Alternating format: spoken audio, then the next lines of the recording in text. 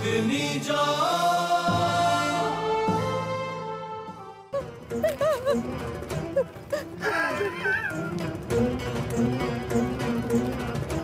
জিনিস খেয়াল করেছো সৌরজা,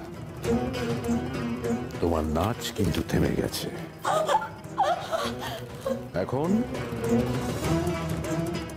এখন তোমায় ছুলে আমার কোনো পাপ নেই তো?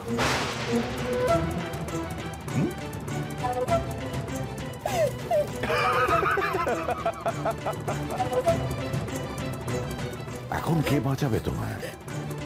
কলাবতী? না, সে কি করে বাঁচাবে? তাকে তো আমার সেবকরা এখানে আসতেই দেবে না।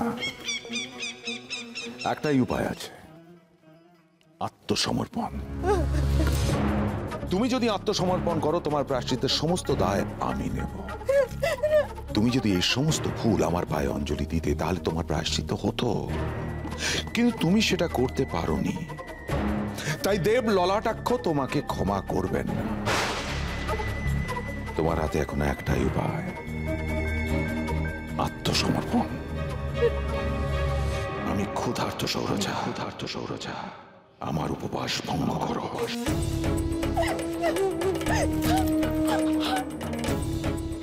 দেব ললাটাক্ষ, রক্ষা করো আমায়, রক্ষা করো প্রভু।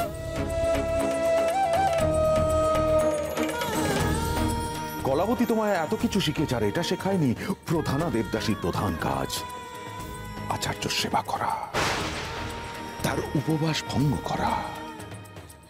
ভয় পেও না, ভয় পেলে আমায় তুষ্ট করবে কি করে?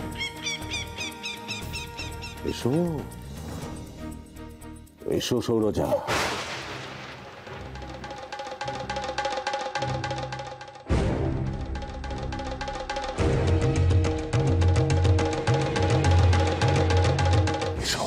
আচার্যদেব,